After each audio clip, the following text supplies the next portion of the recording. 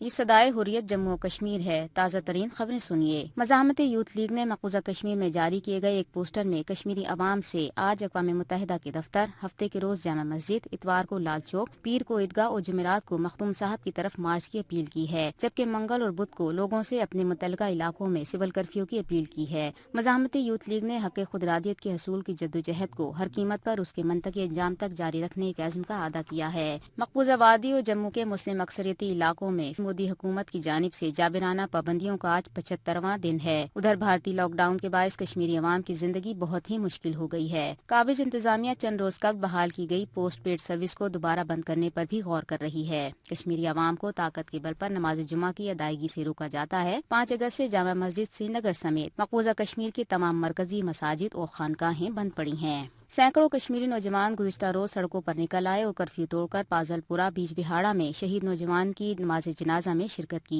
ناصر چڈر پازل پورہ میں عاقب شیخ اور زاہد احمد کے ہمراہ جامع شہادت نوش کر گئے تھے۔ دریاسنا بھارتی فوج کی جانب سے جنوبی کشمیر کے کئی علاقوں میں بڑے پیمانے پر تلاشی آپریشن جاری ہیں۔ ادھر سری نگر کے سورا اور راول پورہ علاقوں میں گزشتہ روز بڑے پیمانے پر بھارت کے خلاف اور آزادی کے حق میں نعرے بلند کیے گئے، جبکہ سورا میں نوجوانوں کی بھارتی فوج کے ساتھ جھڑپیں بھی ہوئی ہیں۔ ادھر سینئر ہویت رہنما جاوید احمد میر کو گرفتار کر لیا گیا ہے۔ صدر آزاد کشمیر سردار مسعود خان نے لندن میں ایک تقریب سے خطاب کرتے ہوئے کہا ہے کہ اگر مقبوضہ کشمیر میں چھپانے کے لیے کچھ نہیں ہے تو بھارت نے کیوں مقبوضہ کشمیر کو فوجی کیمپ میں تبدیل کر رکھا ہے۔ خبریں ختم ہوئیں۔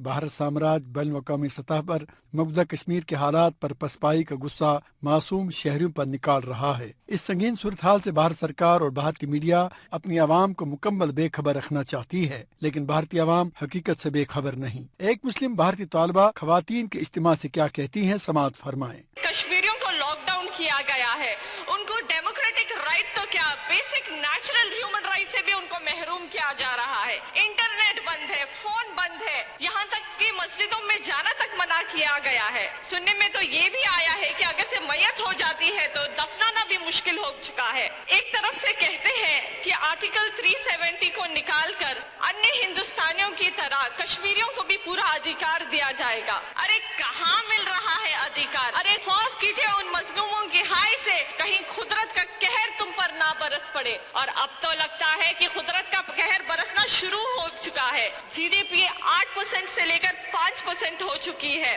آٹو موبائل کمپنیز بند ہو رہی ہے، ویاپاریاں سڑک پر آ چکی ہیں، اور ایک سروے رپورٹ کے حساب سے ان ایمپلائمنٹ 35 سال سے سب سے زیادہ ہے۔ یہ وہ حقیقت ہے جس کا اظہار بھارتی شہری کر رہے ہیں۔ بھارت کو چاہیے کہ وہ حقیقت کا ادراک کرے اور مسئلے کشمیر کو کشمیری عوام کے منشا کے مطابق حل کرے۔